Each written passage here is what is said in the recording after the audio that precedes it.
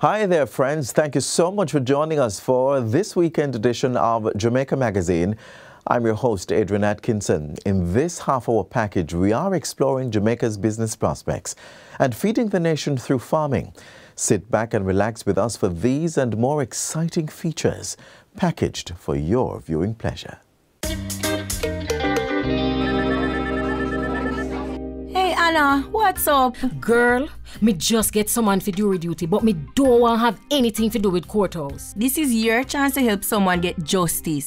Plus, you can learn about the court system and serve your country. And since when a regular smaddy like me get called for jury duty? Well, once you're between 18 and 70, your name is on the voters list, or you have a TRN, them can summon you.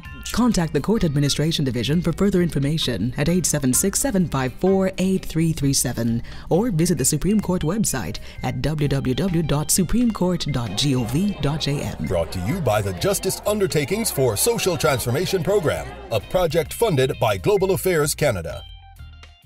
Jamaica has become accustomed to hosting mega international events. Now, for the first time, global leaders and delegations from international free zones will meet in Montego Bay. That June meeting is to devise strategies for driving economic growth in this global sector. Our magazine journey starts with a look at the expectations and the possibilities for this upcoming 8th Annual International Conference and Exhibition. Take a look.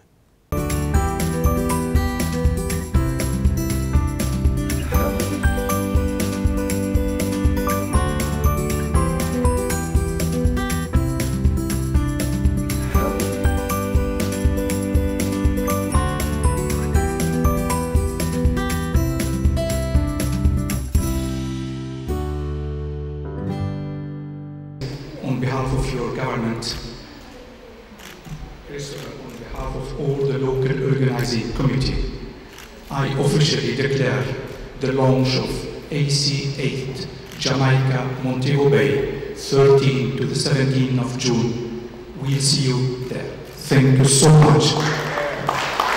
This event organized around the theme Zones, your partners for resilience, sustainability and prosperity, and you know how I love that last word, will be held at the Montego Bay Conference Center. Jamaica looks forward to hosting this conference, and we can't wait to welcome the nearly 1,500 guests from every part of the world who will be visiting our beautiful shores.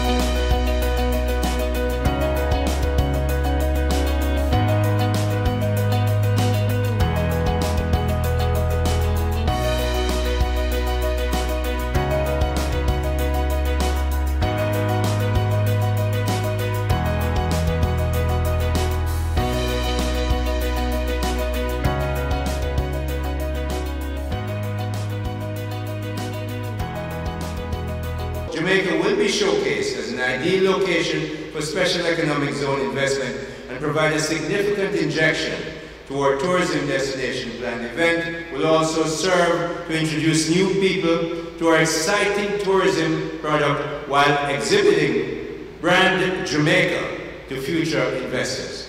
This will further our goal of attracting major opportunities for the development of large-scale, modern, special economic zones, and we're thinking about pharmaceuticals.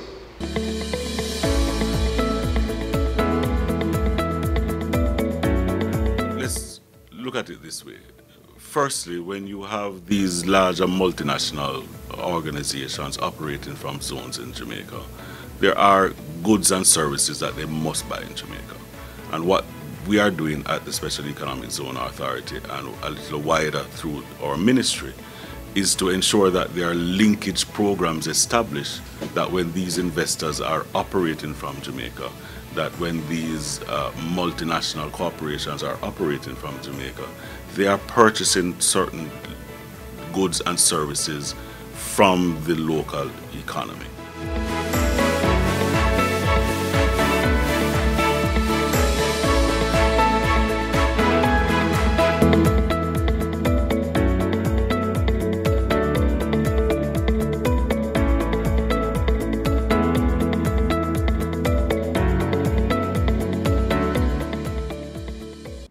what we will do in Montego Bay, 13 to the 16th of June.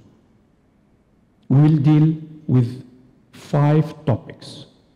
4 are hot topics of our industry, and the 5th, will be the game changer, the differentiator, where Jamaica will leave its footprint. The 4 hot topic, global value chain. We failed to have a global trade order, and today, do you know how many multilateral and bilateral trade agreements? 600. And this is not making trade efficient, is not making trade facilitator, is not helping you in your business. And we'll try to find a solution. The second topic is today a reality, e-commerce. Nobody can escape on it. But we would like to have, let me say, an inclusive e-commerce. Inclusive meaning internet penetration to everybody, small and medium enterprises rule, no counterfeit, no illicit trade, and respect to the intellectual property right. The 4th topic, which is our common duty, sustainability. How these units in which we represent and we work in can contribute to the global sustainability. The 4th hot topic, which will affect us in 2023, the OECD announced in September a new global taxation system.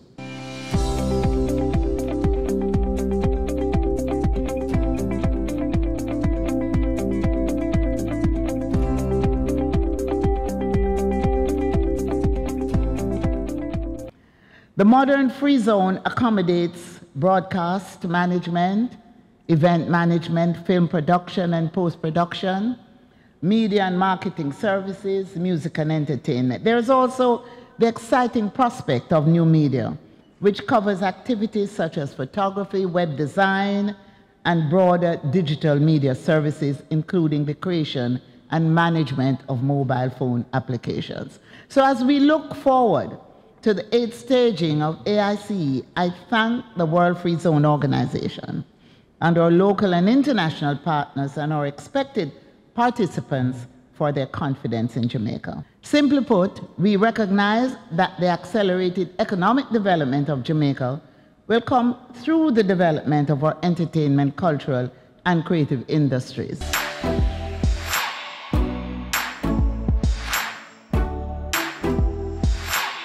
This conference then is not going to be an ordinary conference, bringing together the free zone practitioners and investors from across the world.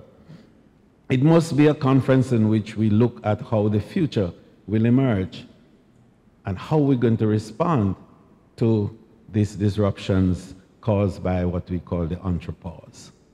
And Jamaica is the center of that. And we're excited to be the place where the world is going to consider what that future will look like. We want to establish a global, well, in our case in the region, I call it a regional tourism supplies logistics center. And that we want to be inserted in the free zones so that we can be manufacturing the goods that are required. So through technology, we can be creating the basis for the marketing and the technological connectivity that is required so that we can deal with procurement. We could bring supplies into Jamaica and then to add value to it and move it into other parts of the Caribbean. This is the time to look at nearshoring as a critical way of tapping into the supply disruption that has enabled us through the entrepause. So it's an exciting moment for us, and so we see this conference as a game changer.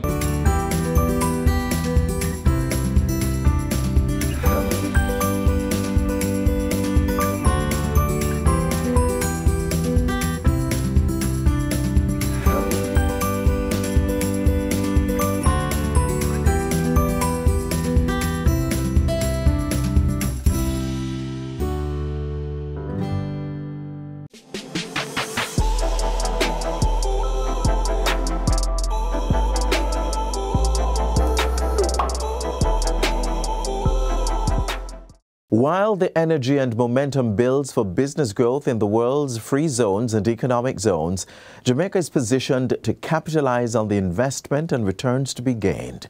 Up next, we look at some of the achievements, support systems, and business and investment opportunities that lie within our shores.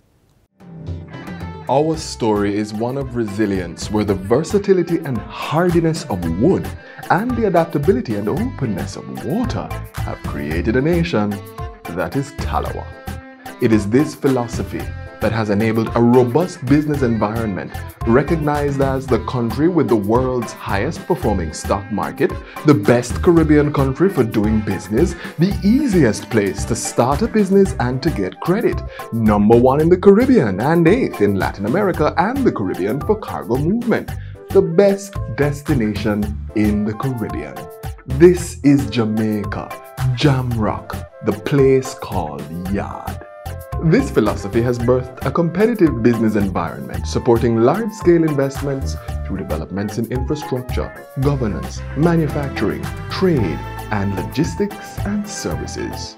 With an area of 10,911 square kilometers from north to west and east to south, 150 kilometers of world-class highways traversing woodlands and green fields remain the bedrock of the economy.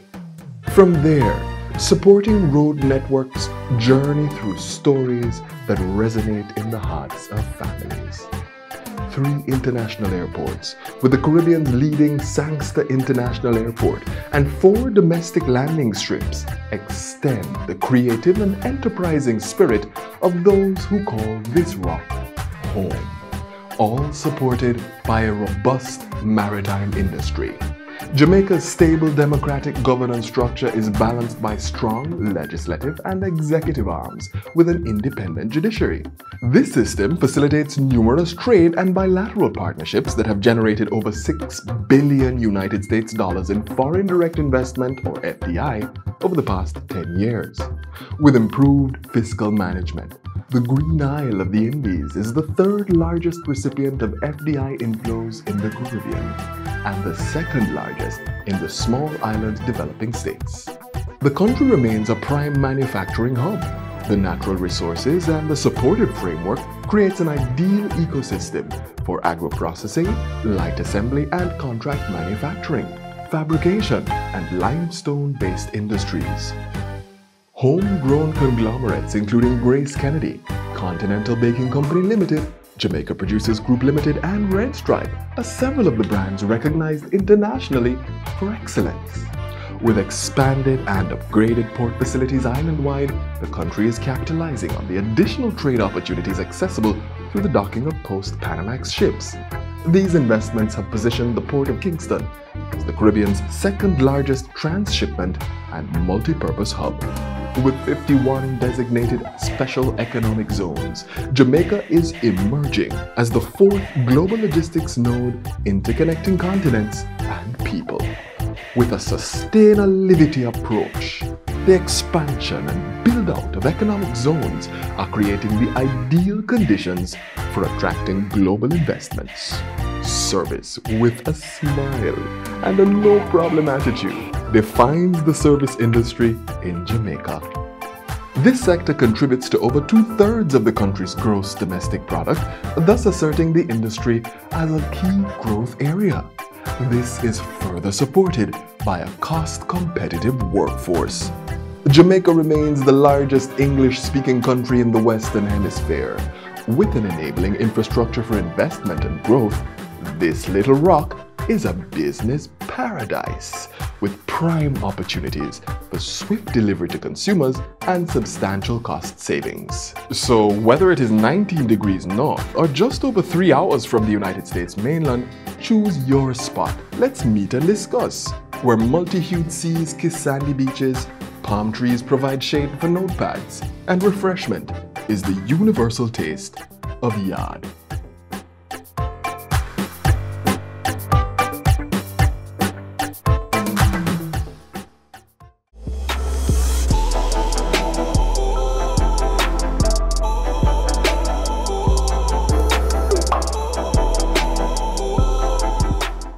Agriculture is lucrative business and the source of materials for many other industries. But critically too is its function to feed the nation. Today, as we close out the celebration of Farmers' Month, we examine a basic ingredient to any good harvest. To provide jobs for persons, it lets me feel like, I'm really contributing to the economy of the country. It's just a good feeling. And to produce the quality products, to compete with the international market, and to produce goods that actually look much better than imported goods is a good feeling for me.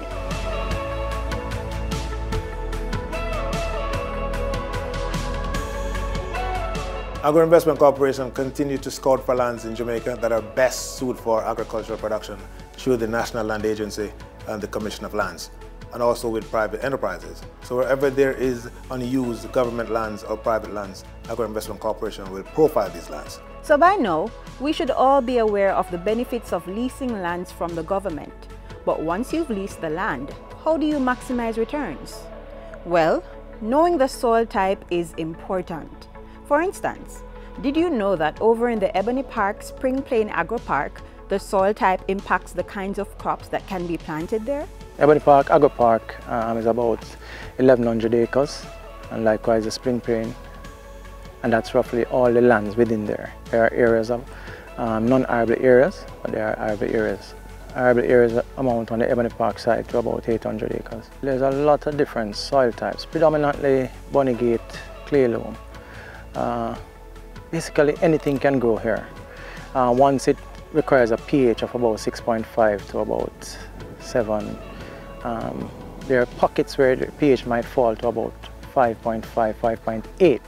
So if there's a crop that needs to be having a lower pH, soil could be amended to facilitate that.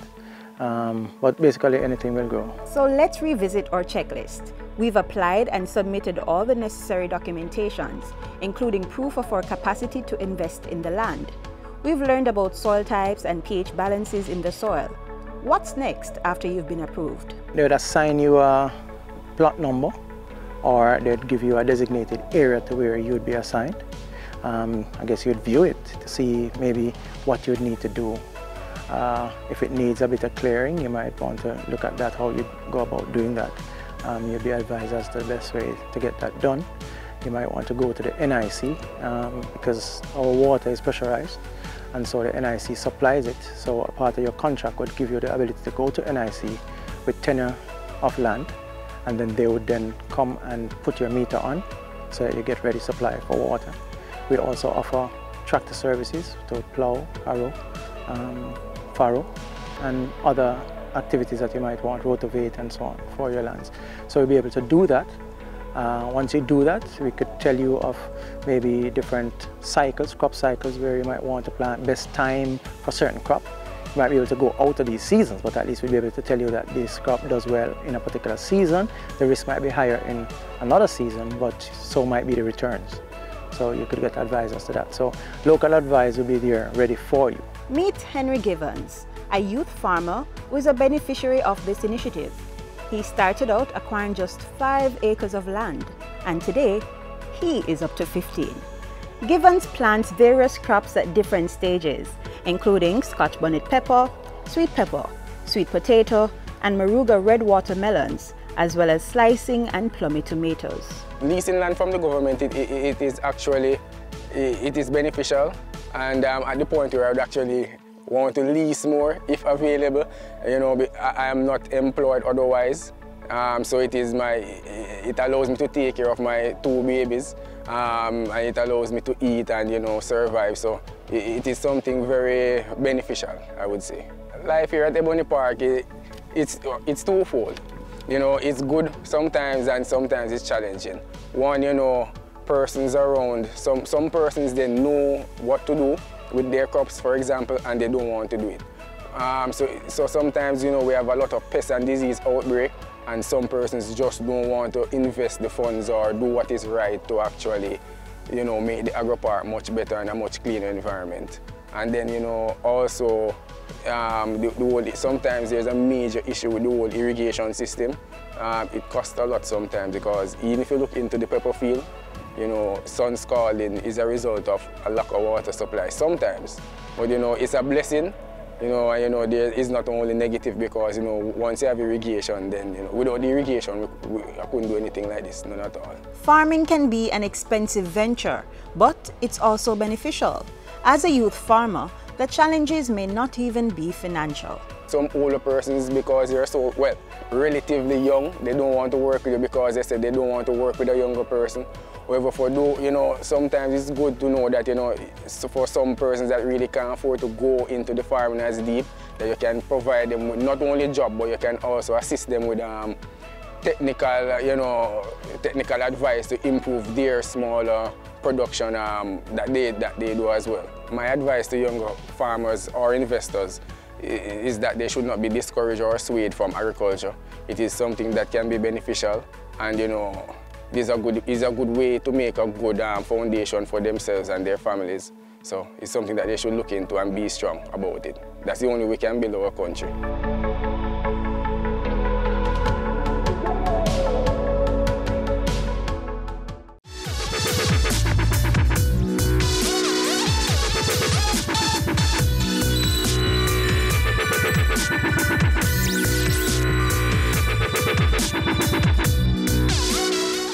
Before we close out today's magazine, we want to also leave you a bit healthier.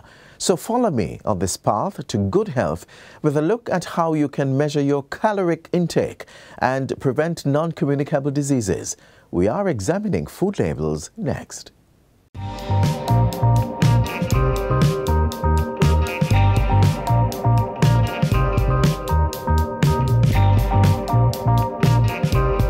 Your body needs energy, and we call this our daily requirements of calories. And for Jamaican men, it's about 2,100. For Jamaican women, it's about 1,900 calories per day. The calorie is just a unit of energy to say how much energy you need to get around your daily activities and so on. If you're more active and you're not in a desk job, then you're going to burn more calories. If you go to work, when you get up in the morning, you sit in a car and you go to work, you sit at a desk all day, and then lunchtime come, you order and they deliver the food to you, and then you eat that and you go back and sit again, and then you sit in a bus or a car and you go home. So you're sitting all day, you're not doing much, versus somebody who's on the road and they're walking around or they're standing all day like the teachers and nurses and so on. Then you'll realize the difference in how much energy you will need. And so if you are more active, you should be eating a little bit more. But the problem is that everybody is eating as if they're working in sugarcane fields, chopping cane all day. And this is the problem. So we consume more calories than we are burning off. And every day, if we keep on consuming calories, you need 3,500 calories to make 1 pound of fat. One soda, if you look on the serving size for these things, these juices and so on, you'll think that, oh, it's just 110 calories. But how many servings come in that container? About 3 or 2.5. So you can easily drink 300 calories like that. And if you do that 5 times for the day, that's 1,500 calories. You almost don't need to eat anything else for the rest of the day. So the excess calories come in the body, and then the body begins to store them as fat. And then you put on more weight and more weight. You have to watch the pastries and the breads and all of these things that people, even when they're vegetarian, they still have a lot of these little snacks and so on. These things are full of calories. You know that one of the cream crackers is about 450 calories. Water crackers is about 500. Yeah, nobody don't want to hear. I never want to believe it either. But this is what you get, the packs that you get, and a lot of people eat them with butter, right? So can you imagine how many calories you're putting in your body with one little snack? And you don't talk about the tea yet with the milk, the condensed milk and the sugar that you have to have that with. All of these things, they add up without you even knowing. The ingredients label will go from the most to the least in a product. So if the product is making a claim, look at where that claim is. If it is 1, 2, or 3, because if it falls less than that, you're really not getting value for your money. right, in terms of content. The nutrition facts. One of the first things you're going to look at is the servings per container. And this says 2.5, which means it's 2.5 servings in the container. You are not supposed to drink it, you must share it, right? And then you're going to look at your calories. It says 90 calories, but it's 90 calories per serving, and it's 2.5 servings. So it's 2.5 times 90, which comes out to about 225. And then you come down and you look at your sugar, and it's 22 grams of sugar, but it's per serving. So the entire container is 2.5 times 22, which works out to about 55, 56 if my maths is right. And there's 4 grams equal 1 teaspoon, so you end up with about roughly 14 teaspoons of sugar. And that is, you use this template for all the products that have nutritional facts on them. This is 14 teaspoons of sugar, and the American Heart Association recommends that for an adult male, you're supposed to consume 9 teaspoons of added sugar per day. For an adult female, it is 6 teaspoons of added sugar per day. And for a child, it's less than 6 teaspoons per day. And a child here, we're talking about from 2 to 18 years old. Don't look at a container and judge it by the size alone. It's very important to read the label so you know exactly. And look at it. 220 calories. For parents, we're asking them, to be very mindful of how much sugar they're giving their kids, right? Because it impacts upon their health in the long term. So some of the alternatives are, of course, water. It's the best one, but there's also fresh fruit juices. So blending your own juices without adding sugar, and you'll have the natural sugars and fiber from the fruits. There's coconut water. It should be, you should actually drink this in moderation because it does have quite a high sugar content, but it is a good alternative. For the children, freezing the juices into popsicles or ice cubes so that it's more interesting for them to drink, as well as doing infused water. So infused water is it's a process where you cut up your favorite fruit or vegetable or even mint leaves or aloe.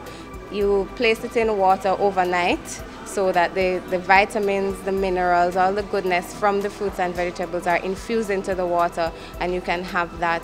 It's not sugar sweetened, and it gives you the vitamins and minerals that you need throughout the day. And then for children, there's unsweetened milk. So not flavored milks like the chocolate milks, but unsweetened milk doesn't have a high sugar content, and it also will give the children the calcium that they need for their growing bodies as well.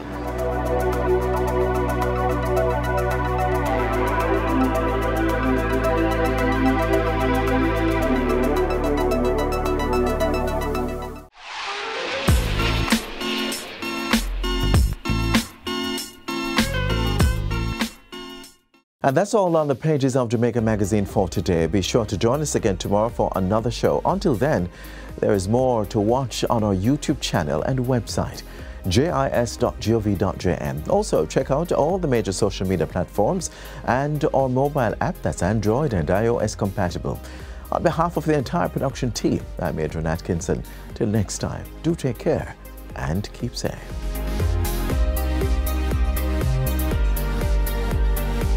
This has been a production of the Jamaica Information Service, the voice of Jamaica.